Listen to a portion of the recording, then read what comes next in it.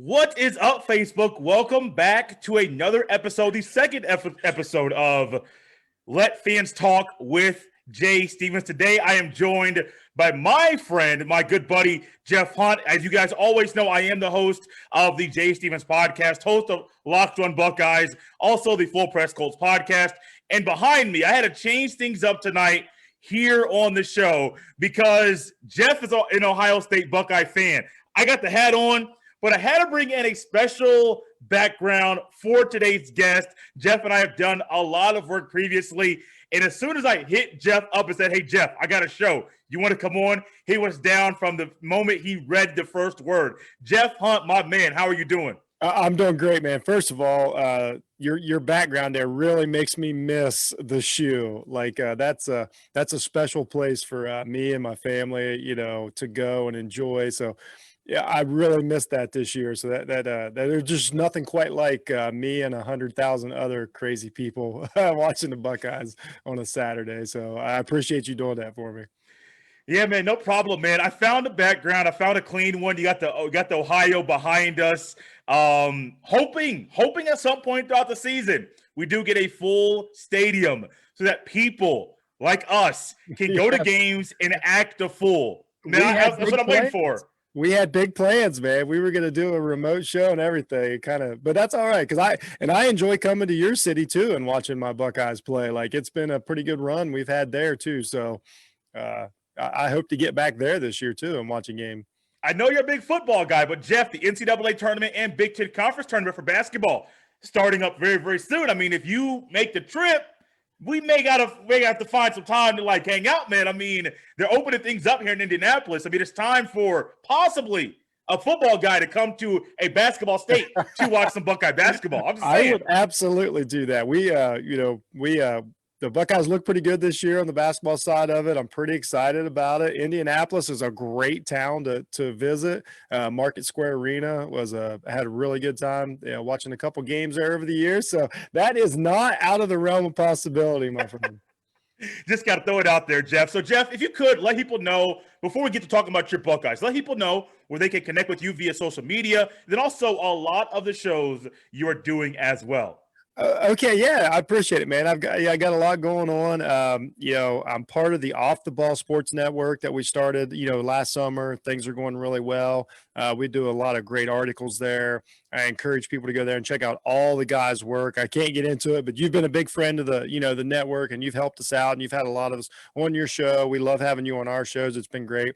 I do Jeff Needs Sports, and it's just a hodgepodge of things you love about sports. I do a special Buckeye podcast episode throughout the year, which was really fun, called the Buckeye Remix, and that's where I let myself be a fan slightly more than an analyst. I mean, I don't sugarcoat it, but I also enjoy the games and everything, so I do that. Jay helps me out with that a lot. You guys would be surprised how many ideas we bounce off each other throughout the year. And then I do that Jeff Needs Help too, if anybody likes comic books or just general information or stuff like that. So yeah, it's been a pretty busy winter. When football season calms down, I get to be a little more well-rounded, you know what I mean, and focus on some other things. But Buckeyes are my passion, and the Buckeye Remix was probably the favorite show I did this year for sure. It was fun, man, looking up every single week, seeing you and different guests you would have on. I think Stephen Gillespie. I think Stephen was on that show. I know you had a young lady. Mo was definitely on, yeah. I know Mo was on there. And I mean, you guys just do a phenomenal job. You do a phenomenal job with the show, with just staying up with Ohio State. I know you try to be a fan on the show, but you do a good job of analyzing the Buckeyes play as well. And that's kind of how I am in real life. Because I don't think you get better by always making excuses or by sugarcoating it or by coddling. When you're a Buckeyes fan, it's a little different animal. Like, you're expected to be a top 5 team every year. So there is no excuses. It's a blessing and a curse, but every loss is the end of the world. I'm lucky enough that I can actually remember most of, the recent losses, because it's like one a year. So it's, we're spoiled, but I think you got to keep the expectations high, because that's the level that you want to be at. We'll get to the downside, or maybe the somewhat bad moments that are there with Ohio State. There's very few, Jeff. Very, very few I bad know moments. that's the problem. You can remember most of them. But let's go back to you when you were maybe a youngster, maybe in high school, maybe you were early 20s, when you first became a fan of Ohio State Buckeye football. When was that moment? What comes to your mind? I see the smile on your face. What kind of do you think about when you think about when you first became a fan? What took place, and then how did the team and the stadium kind of win you over? Well, that's a tough one for me because I'm born right here in Central Ohio. I absolutely don't have a memory of like not being a Buckeye fan. Like from the day you're born, you're a Buckeye fan. Like we honestly have like our baby blankets, our Buckeyes blankets. Our rooms are decorated, in Buckeyes. I mean, that's just how it is when you're a kid in Ohio, this part of Ohio. But yeah, I can remember some of the early years. Probably my first, like some of my first, like Chris Spielman, there's a memory that he played in the middle 80s. And that's right when I was like probably about 11 years old. And that's when I could start putting together like what I was seeing rather than just like Buckeyes are on. I know I love them. That's when I could start recognizing talent. And so that was pretty awesome. I can remember Earl Bruce's last game. That was a big game. They carried him off the field and all that, but then the moment that we waited for my entire life up to that point it would have been 2001 when Craig Krenzel, nobody knew who Craig Krenzel was. Famously, Steve Bellisari got a DUI. Sorry, Steve, but this is what happened. Steve Bellisari gets a DUI, gets suspended. A sophomore quarterback that nobody's ever heard of out of Michigan starts, and we're like, oh, here we go. It's Thanksgiving weekend. Everybody knows, the game, and Craig Krenzel beats Michigan, and it was Jim Tressel's first game versus Michigan. And that's when like something happened that we all knew like, okay, this could be special. Like, we had come off for younger viewers, younger listeners, younger Buckeye fans. They don't remember. It was a rough 12 to 13 years, the John Cooper years. And even up until that, when I was a kid, like, I didn't grow up thinking we could beat Michigan. I know that's hard to believe for a young guy like yourself now, but that was the truth. And that game, there was something special about that. And then we all know the rest is history. The last 20 years have just been amazing. So like, I've always loved the Buckeyes, but that's when I guess I believed in them. If that makes any sense? Mm-hmm. So the John Cooper era, I was not a fan during that time period. Actually, I think the first year I can remember watching Ohio State Buckeye football was the 02 year when they won the Fiesta Bowl, won the national championship over Miami. So I don't understand John Cooper. One of my friends who I connected with via Twitter, they talked about, hey, we're not going back to the Cooper era. Well, to me, that's nothing. I would have to be a historian to go back and see what the John Cooper era was like. Please, in your own words. And I don't. Okay. I'll say there are kids watching, but make sure, keep it delicate. But I've heard it was pretty harsh. It was pretty bad. What was that era like? Here's what it was, Jay. It was constant disappointment. So on the upside was we finally it didn't take John long, and the teams became really good. Like the talent started coming back in. Especially the skill positions, like guys like I think of Joey Galloway.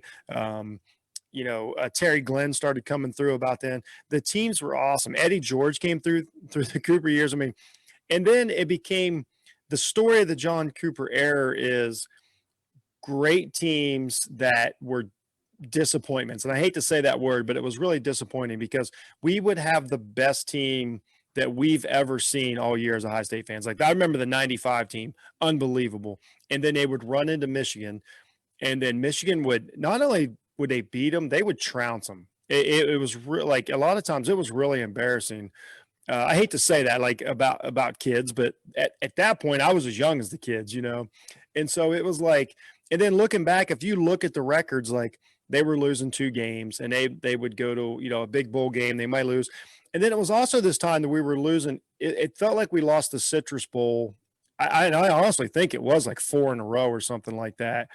We lost to Georgia, we lost to Alabama in one, we lost to South Carolina twice. Jim Tressel was one of those. Full disclosure, but it was just like we were the next level down, and I guess a team like that now might be. I don't even know who's like knocking on the door right now that just can't. Maybe in Oregon to where you're like, oh, they're great, and then they can't get over the hump, and now they've got a little bit of a bad name because it's been 10 years of not winning the big one.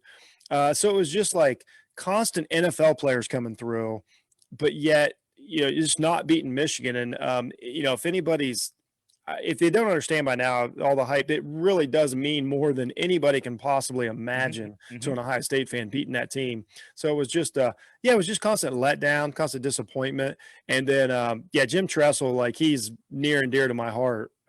Like I say, once again, it just changed everything. It changed the way we see. And then it's just, now it's off the charts. I feel like I've landed on the moon now. I got to be honest with you, in the last 10, 20 years. Help me out. Was Lloyd Carr the coach back at that time? Yes, Jim Tressel retired Lloyd Carr. So Lloyd Carr won probably. I bet Lloyd Carr won. I'll say maybe five in a row, and then Tressel came in, and then that's when it started sliding, and that's really what got Lloyd Carr fired. Sorry, Lloyd. He was a really good coach, and it looked like his run was never going to end, and then it just changed. And then they recognized right away, like, whoa. And that's when it started getting that's when Troy Smith came in and like, okay, this looks a little different. Ted Ginn and Troy Smith and that team, like when they rolled through there, that was right after Carr, I believe. Or no, that was, Carr was the coach for the big game in the 2006. That's true. And then they just couldn't keep up anymore. And the programs are just on different paths ever since. But yeah, absolutely. I watched a lot of Lloyd Carr, Gary Moeller. I watched Bo Schembechler coach, Jay. Like I remember watching and despising Bo Schembechler. Like I go back that far. A little bit further than me. You didn't mention one guy. Most people watching this will say, oh, he's an analyst now. He works for ESPN. But you got to watch Herb Street call the shots as a quarterback. Come on, man. Was he really that? I know that he heard I think I heard him say in an interview, it was either high school. They ran the triple option. I said, Kurt, I've seen some of your highlights. If they're highlights, you're not a triple option style quarterback. No, he was.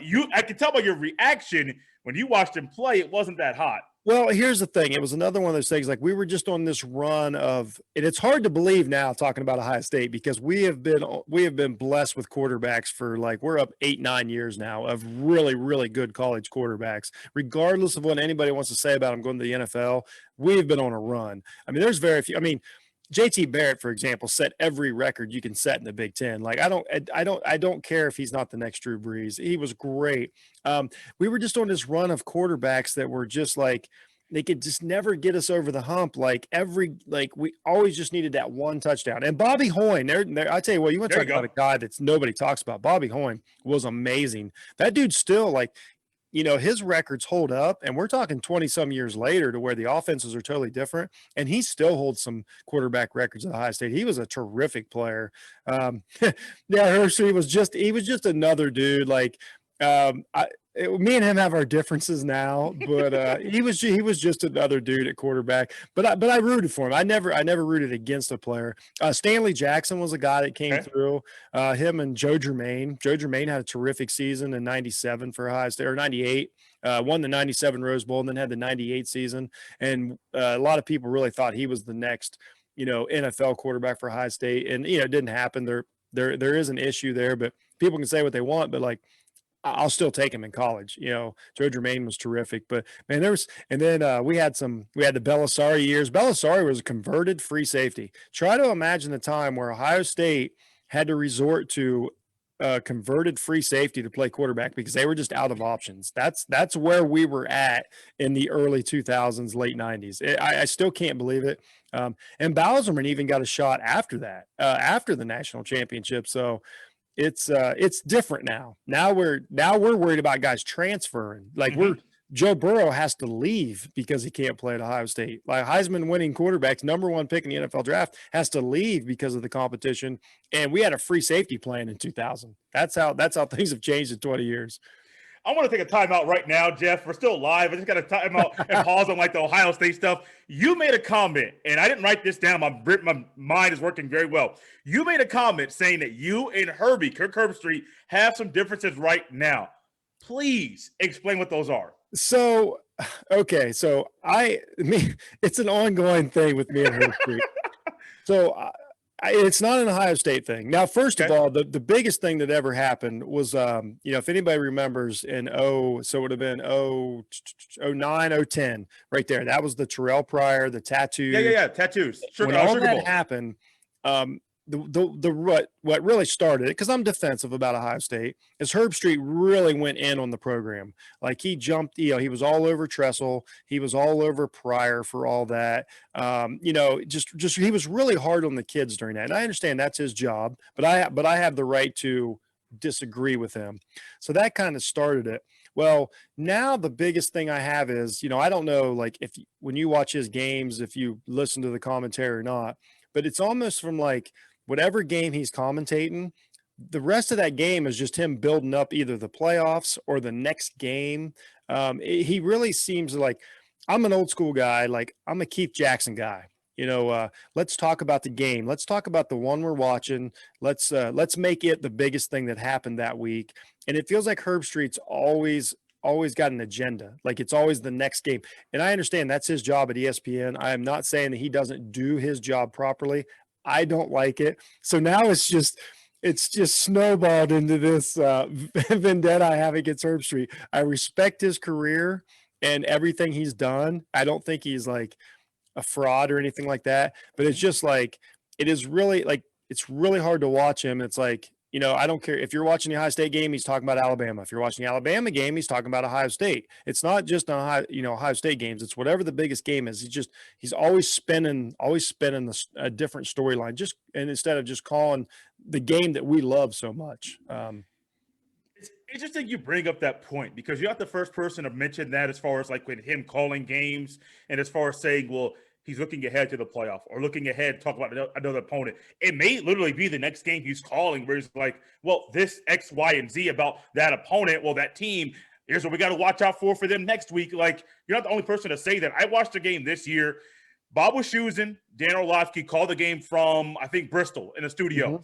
And the entire time, they're spending maybe 80% of their time talking about the playoff. You're not even talking about a playoff team that you're calling the game for. You're talking about a playoff. Yep. The opening remarks about the playoff. He remarks after a third and six conversion where the running back gets the ball, draw the defense off 8 yards, bam, first down. Instead of talking about the phenomenal play call or the running back or the blocking or the missed tackle by the middle linebacker who tackled with his arms, not with his body, all of a sudden you're saying, oh, well, the playoff.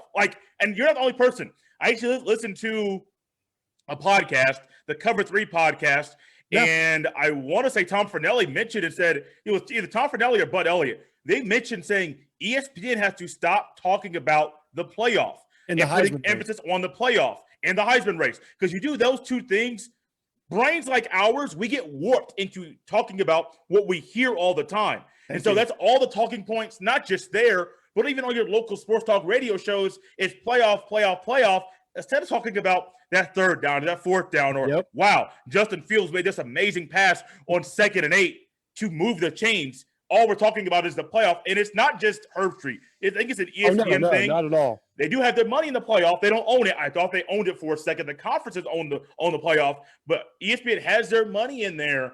And I think if it was like a Super Bowl thing, where it's a rotation, where it was Fox and ESPN, or maybe CBS dabbled as far as broadcasting the playoff games, I think you may see ESPN turn their tune and say, no, let's get back to the games. Because these fans, they're watching the game to hear about the game, not to hear about the playoff that a lot of people don't even like.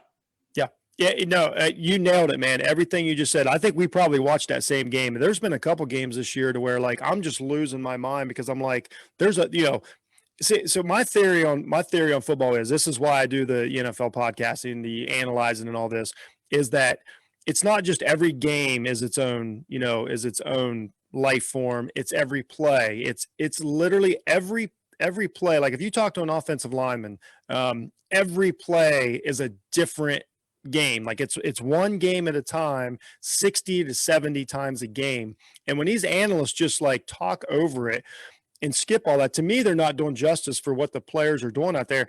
You may miss a great, you may have a will linebacker, shed a block and make a great tackle in the backfield. And, say there's a 10-year-old Jeff that was watching Chris Spielman back then, and they just talk over that. And all I'm hearing is like, who's going to win the Heisman? It's not their duty to teach the game, but I wish they would more instead of the storylines. And there you go. You summed it up in a nutshell, man. That's kind of my problem with it. I like to, if I could, I would watch the game and, the all 22, with the sound off and just watch the game for myself. And, but yeah, it really does bother me. And I complain about that a lot. I understand that's their job and that's what they get paid to do, but you nailed it. Everything you just said was right on. And I totally concur. I think most of us football fans would concur. Guys, Jeff just made a comment saying that he would like to watch the game via the all 22, or like the sky cam to most fans out there with the broadcasting off. I'm right there with you. You give me the all 22 or even just like the regular game cast. Sometimes I do turn down the audio. I haven't found a way to pump in the radio broadcast on top of the TV, but if I could find a way to do that, man, I'm right there, because the radio guys, I like the extra detail that they provide to the game. And the all 22, we talked about this previously, trying to analyze a safety or a corner or some of these like passing plays. You can't analyze all these players. Nope. And you're my kind of nerd. You want to watch everything and know what everyone's doing at all times. Yeah, if you can't see the safeties, you're not watching the game. Like this year's the most recent game we saw in the NFL was the Super Bowl. You go back and watch the all 22. And it really tells you the story of the game, as opposed to, when they're zoomed in on that quarterback and that offensive line. Not that those guys aren't doing a great job, but there's a lot of times even that, like, Jay, like an offensive guard is doing something because of what a safety or a cornerback or a linebacker is doing. And you get and we hear it so much, especially college football, because we're so passionate and we're so overreactive, which is what I love. I love college football fans. I don't care if they don't know anything about the game. I love their passion. But like we hear it so much, like, well, why don't Ohio State just do this, and why don't Ohio State just do that? I'm like, well, you have, like, because we can't see what's going on in the whole play. And when you see the all 22, you're like, oh, this is what Fields really saw, or this is what Trevor Lawrence really saw on that play, rather than just like zoomed in on the the 10 guys on the line of scrimmage. Ohio State has had a string of coaches. Now, Luke Fickell is sprinkled in there literally for a year. Yeah. But Ohio State had a string. Yes. Ohio State had a string of coaches where you have Ryan Day, who came right after Urban Meyer. Urban Meyer comes after Fickell due to Jim Tressel getting kicked out of town and getting on probation. But then you have Jim Tressel, who comes in, wins a natty.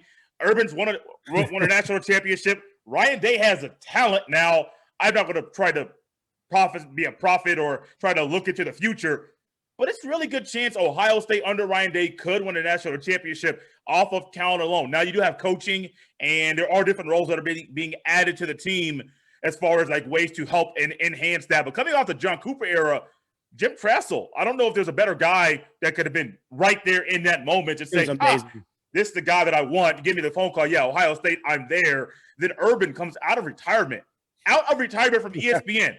to go to Columbus. Now he retired again. Now he's back coaching quarterbacks. When he gets a quarterback, man, I mean, he's all in. But what do you think about Tressel? When you think about Urban, when you think about Ryan Day, which coach would you prefer to play for? Oh, play for? Yes, sir. I'm a Jim Tressel guy. And I love the way I liked his style of coach. And this is not a negative to either of the other two guys. Like, I wish I was good enough to play for a guy like Ryan Day, to where like he's more of a, X's and O's analytical guy. I think he's probably, like, my guess is that someday he'll probably be an NFL offensive coordinator or head coach. Like, I don't feel that he's the long haul for Ohio State, and that's a compliment to Ryan Day. Like, that's just my guess. Urban, great guy, but he's more the CEO and he hired really good guys. Like, if you look at Urban's coaching staff, they're one of the, like, I think he had 4 or 5 assistants that would have been top 20 head coaching salaries. Like, they make a lot of money at Ohio State. Brian Hartline right now, wide receiver coach, makes over $1 million a year. Like, and he deserves it. Like, I shouldn't say he deserves it. He earns it. But, that staff was crazy. But Tressel was more of he did more of the all around, coaching, more traditional. So I just think I personally would fare under Tressel better. And I just love the guy. He came along just at the right time or whatever. But they're all really unique. I tell you, if anything, That's probably what's the craziest thing about this coaching, carousel that we've had is that they're all very different. Mhm. Urban, Fickle's probably a little more like Tressel. I would say the way he runs his team, but then Urban's nothing like Tressel. Day is really not that much like Urban. Day is, like I say, he's more of an X's and O's coach. The common bond is at Ohio State, it's the talent. And so a lot of coaches are going to look really good. I mean, Jay, me and you could probably take over and win 10 games next year. I mean, I'm just being honest. Like, I'm not going to lie to anybody and act like we're out coaching every team that we go up against. The talent and Urban was great at getting the talent in. I mean, the level of talent that came in after he took over, even Tressel didn't get. It's really impressive. Urban, with the talent when he was in Florida, he was what kind of shifted. You and I talked about Alabama and Ohio State as far as the national champ, though the Sugar Bowl semifinal game in the first year of the playoff. How Ohio State beating Alabama kind of shifted Nick Saban's brain. Oh, absolutely. Same thing with Jim Tressel when he lost to Urban Meyer in that national championship. Just got destroyed. I mean, nothing you can say. They got destroyed. Yep. Well, you started to see the shift in the quarterback because Terrell Pryor is not like a Troy Smith. They're both really good quarterbacks, but Terrell Pryor is a different. One, he's taller, a lot taller, different skill set, but they're both dual threat in a way. But Tressel started to find ways to shift his own coaching ability and his way he was going to call the game. Yeah. Speaking of Tressel, we've hinted at this a lot, but I got to go back to that year when Ohio State won the national championship. I'm happy to do it. Under Tressel. Like I said, I was a youngster. I was my first time really fully understanding college football, and I can first memory that I can still have of that year was college football. And that Ohio State team, man, I fell in love with Maurice Clarett. And you give me a freshman saying that I'm a young football player. This guy squatting, I think was 500 or 600 pounds as a freshman in college, and he was built like a man at 18 years old. It's unfortunate that what happened after that, as far as the court hearing and all that stuff. But that year alone, I think about the Purdue game. Think about the Fiesta Bowl. Whatever way you want to go, Jeff, what memories do you have from winning that national championship? Might I add, ending Miami Hurricanes, and I know some of you Hurricane fans may be watching this, ending that Hurricane run, and they haven't been the same since. No, it was great. I can take kind of chronologically real quick. I remember being like, okay, we should be good this year, whatever. Nobody was, it's hard to explain. We were actually out and about for the first game, and I want to say it was maybe San Diego State. I can't quite remember the first game of the year. And I think, Clarett goes off, and everybody's like, who is this? Because at this point in time, you really didn't watch the freshmen coming in. And Ohio State's one of those teams. Alabama's one of them. Ohio State, like the really huge programs. A lot of these kids that come in have been committed for years. So there's not the buildup of them coming in. So Clarett was one of those guys. Like when he came in, he's one of the best players in the state, but he was already committed, no big deal. And then, he goes off in one of those games. We're like, okay, we're on to something here. And then they had a couple big victories, and then it was like, we're on to something. Like this team's pretty good because we're coming off a Michigan win. That was huge the year before, with Krenzel as a quarterback. And then, of course, you talk about the Purdue game, and that was it. That was the 4th and 1, or he throws the Krenzel throws the under duress, throws the touchdown pass to Michael Jenkins. They win the game to keep their undefeated season alive. They had an overtime game that year. I want to say it was against Illinois. To keep that season alive. Like it was just magical run. There was no playoffs back then. So they played. That was one of the first years they were allowed to play a 13-game season. So Ohio State was 13-0 going into the Miami, the BCS national championship game. And that Miami team, like you can't underestimate how great they were. That is still one of the greatest teams ever in college football that Ohio State beat that night. And then they play this what changed that game was when everybody walked into the stadium and it was 75% scarlet. And the fans were going nuts. And what people they hadn't seen this because Ohio State hadn't been in the national championship picture for a few years. So when everybody saw that, they're like, oh, this is different. And then it just you can't explain. It's one of the greatest games ever played. Craig Krenzel was the leading rusher, for goodness sakes. You had I forget how many NFL players came out of that game. I think it's like 20. Like, it's some astronomical number. Ohio State had one of these teams where they had like Mike Doss stayed. Like, Mike Doss could have went pro easy. After his junior year, he stayed, one of the best safeties in college football history. Everything came together. Chris Gamble, the two-way player, played 90% of all the plays in that game. Chris Gamble was the reason that season existed. Without him, like, I don't know if they could have held it together. They needed him to play cornerback, and he wound up being an NFL cornerback for 10 years after that. But he was actually a starting wide receiver. They just had a lot of veteran guys.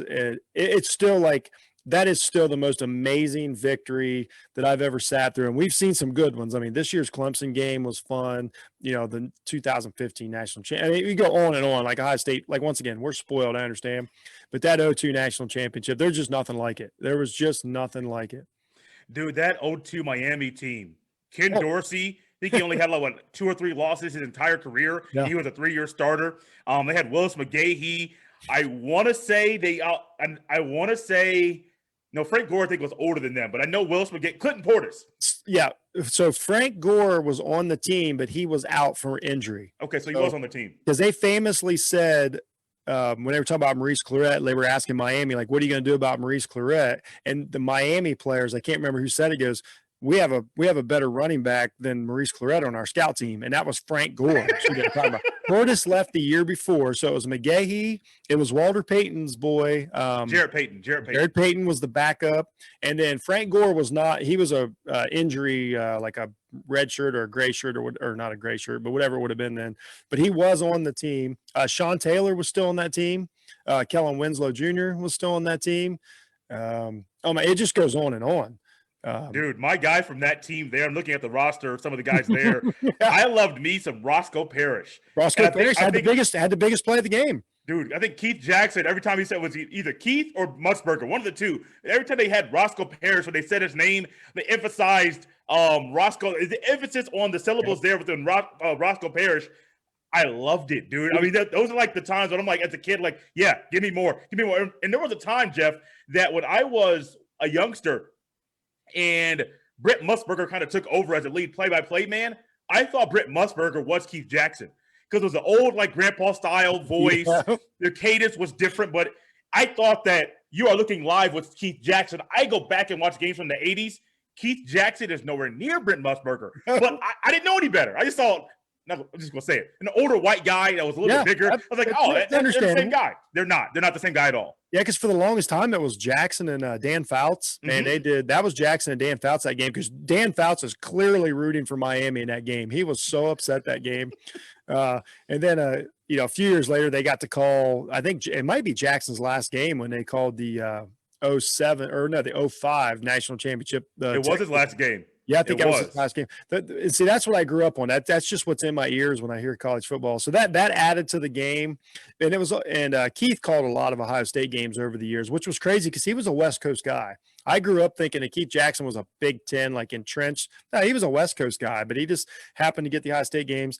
Man, there's just everything about that game was amazing.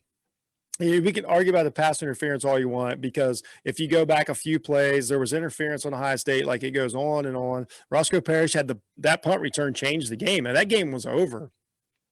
Just amazing. And then it just, like, for the first time we were like we believed, and then we've just been a juggernaut ever since. We've lost. I mean, that's what people forget. We've lost 3 national championship games in 20 years. I know that hurts. But your team's not bad if you're losing national championship games. We've lost 3 national championship games since then, and won another one. So we're not bad. Not bad. Well, we have to turn it to a little sour note. Of late, I know you have some more history of like bad losses. Losing to Purdue, losing to Iowa. Those are one that I will never understand. And for years and years and years to come, Michigan State, you're up the entire game. You have the best running back in college football.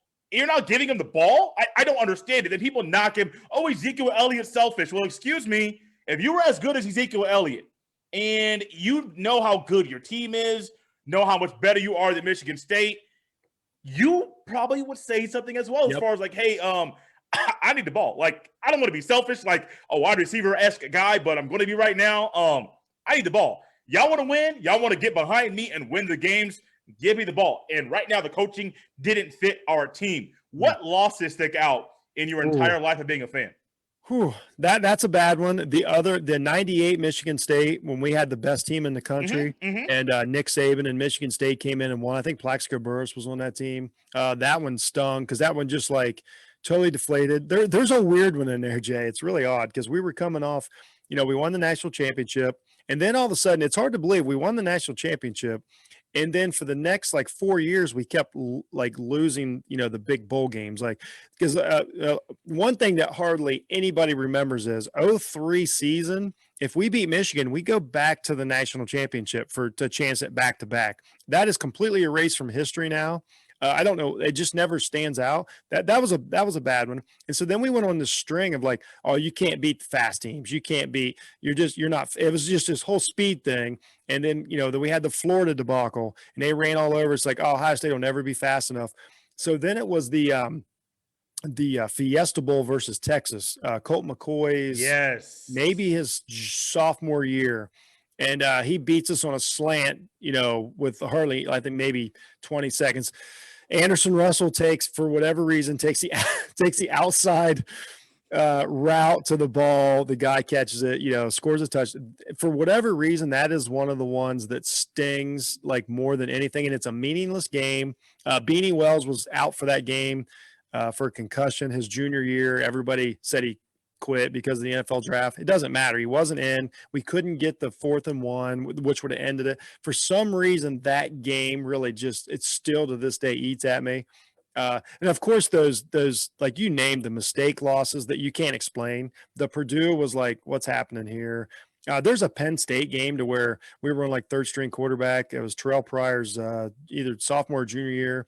I think probably his junior year. I think it was the only loss that year to where you're like, I think it was McGloin, probably Matt McGloin, but as like a freshman, those sting. The famous block field goal that might have cost us a shot at the national championship, that year. It just, but man, there's a few of them in there. But that Texas game, I have to this day, I don't know why it burns me so bad, but I think it was just because everybody's like, see, we told you Ohio State's terrible. They'll never be good again. But the flip side of that is the 2015 national championship game erased, or actually the Alabama game combined with the 2015 national championship erased so many of those bad feelings. But yeah, it's crazy because that's why I said we don't lose a lot of games, so you can remember them. Like we're always the better team. That's what we talked about this. The Alabama game is one of the few games ever that I'm like, no, we weren't the better team, and I can live with that one. But that doesn't happen to Ohio State very often. We're just generally the better team. Generally, that's true. That's the case. People don't like it, but I mean, it is what it is. Jeff, before we close, I'm gonna just rattle off some names of players. Okay. And I want you to just in a sentence or two or just quickly say what comes to your mind when you hear their name. You mentioned one earlier. I like this guy. I like him so much. He may come on a show that I do sometimes. I haven't reached out to him yet, but I want to try my best. Mike Doss. Oh, yeah, just absolutely one of the best leaders, one of the best players, one of the best college football players of all time. Absolutely one of the best Buckeyes of all time. A true warrior. Would have been a fine NFL player if he doesn't get hurt. Well, you probably remember if he doesn't get hurt early on. Just smart. Everybody looked to him on the team. Just a true all around, an absolute great Hall of Fame college football player. David Boston. David's a weird one for me. Had a really great career, and obviously I'll never I can't thank him enough for the Rose Bowl victory and the walk and all that. Yeah, good. And I can't lie, his weird NFL career and the steroids and all that really kind of skews my view of him. But at that time, yeah, really enjoyable to watch and a great college receiver. Didn't he get up to like 260 as a receiver? Oh, he was huge, man. He looked like the Hulk. Things got really weird for David, but that touchdown was great. And that was another game to where we'll never win this game. And when we won the Rose Bowl, with that pass, actually that was one of the original pick plays. If you watch, I mean, not a rub play. That's all it was, a little flat catch, but just a great moment. So yeah, I thank David for that. You mentioned the name Hawk. This player's last name is Hawk, AJ Hawk. I love him. I loved all his. We called him the Meatheads. That's what we nicknamed him here. That was him, Schlegel, and Bobby Carpenter. AJ Hawk was a true inside linebacker, and that was back when you could still play traditional inside linebacker. I'll never his greatest game was against Brady Quinn in the Fiesta Bowl when he was dating at the time Brady Quinn's sister, who they're now married. So no, AJ Hawk, super smart football player. Just did so many things right, fundamentally sound guy, and he had a nice NFL career. And now he does a lot, with Ohio State as far as radio shows and stuff. So like I believe he lives in the state of Ohio, but if not, he does a lot of work out of it. So yeah, big fan of him and the Meatheads, man. Daniel Boom Herron. Loved it. He's actually one of my favorite players of all time. That guy showed up for every game he played in. It's hard, like even when he didn't start or was platooning, like for his size, like he wasn't a huge guy and he just had a way about him. He ran tough and he ran hard, but man, he made big plays against Michigan. He made big plays in bowl games. And he had a great nickname. Carried himself well. He's one of my son's favorite players. So like a lot of these guys are when I was raising my son. So that was his favorite players when he was growing up in the late 90s. So really have a big place in my heart for Boom Herron. And I wish he'd had a little better NFL career just because, I would like to see it, but that doesn't matter. Great player, great nickname, great player. Let's go more recent years because there may be some youngsters listening to this. How about the name Chase Young? Oh yeah. Love Chase Young. Now you know what? So there's a weird one. So I did my podcast. I started my football podcast Chase Young's junior year, his last year there. And I was actually a little hard on Chase Young. I was wrong. Everybody told me like, oh no, he's the greatest thing ever. He's this. And I'm like, no, I was like, he's on a really talented team. The Big Ten's not great. Like he's not as good as Joey. He's not as good as Nick. I thought Nick Bosa was the best defensive lineman from Ohio State that I'd seen. I was disappointed when he, stopped playing after the TCU game. And but I mean, not that I didn't like Chase. I just thought it was like, I thought he was kind of a one-trick pony. I didn't love it when he got I shouldn't say he got in trouble, but he got suspended for a few games, and I was kind of down on him. He disappeared in a couple of the big games, but I was totally wrong about him. I see him now in the NFL, and I'm like, no, everybody was right. I was wrong. He's a great player. He won a couple games single-handedly last year. Like Wisconsin's the game that comes to mind. Yeah, I never thought he was bad. I just thought everybody was overvaluing him. And then now that I watch him, I was completely wrong about Chase Young. So if anything, I owe him I've publicly apologized to him several times since then. Oh, the one that was on my head. I just forgot it. So I'll go to another one. Let's go Braxton Miller. I haven't heard his name the entire time. So here's the thing about Braxton Miller. We can talk about how great he was in college and everything he did. He had to switch to receiver because of the injury and all that. But here's what I remember about Braxton Miller. This is a true freshman coming into Ohio State. He comes in, Jim Tressel loses his job. Terrell Pryor gets kicked out of school. That was when they lost Terrell Pryor. They lost the starting running back, Herron. They lost Posey. DeVere Posey, yeah. So Braxton Miller gets thrown into the starting job with Luke Fickell gets thrown into a head coach. And, Braxton Miller's a kid, he's learning the game. And he has to basically take one for the team. And he did everything he could do that year. He had the great play against Wisconsin to win the game. He had a couple of really bad losses, but he took a beating. But he was a true player. And then, that was awesome. Then Urban comes in, and this kid gets to win his next, what'd they go on? Like maybe 18 or 19 in a row or whatever the number was. So he really had to validate his career. He had a bad injury, came back, was a pretty good receiver. So he still, had another year as a receiver, which was good. But I've just always been very, very appreciative, of what he did that freshman year, because that was a lot to ask for a kid.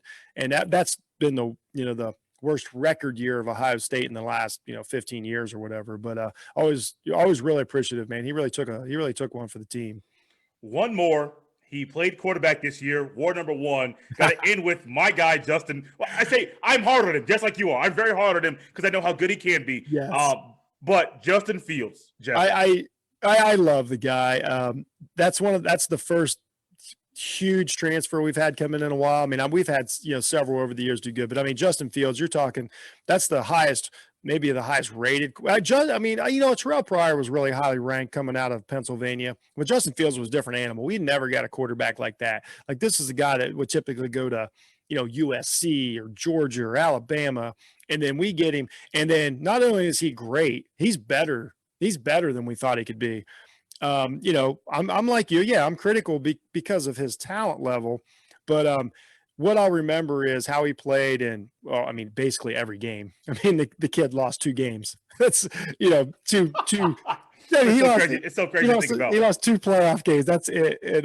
But what he did this year of it was such an odd year for Ohio State. Like, last year was amazing. His efficiency, everything he did was amazing. But what he did this year of holding this team together, he never knew who his offensive line was going to be week to week. He never knew if his receiving core was going to be there. And there was something about him that held it together. I don't know if he got quite enough credit for that, or maybe I give him too much. I don't know. And then, of course, the way he played in the Clemson game, even after the I won't say injury, but after he got banged up, I think that's an historic game in Ohio State history, what he did in that Clemson game. And, he fought for the season. I don't want to overblow it, but we don't know if there's a Big Ten season without Justin Fields. If he doesn't speak up the way he did, there might have been, but he still put his neck, neck on the line and spoke up and wanted to play. And then he backed it up. So yeah, I got nothing bad to say about Justin. And that Clemson game is it's one of the most historic games that it's a Ohio State legend is what it is. People talk all about Joe Burrow. I think it was against against Texas, I think, his senior year. Yep. He had a couple games where it was like early in the year where it's like, oh, this guy's good. Oh, he's really good. Then he went on a crazy run.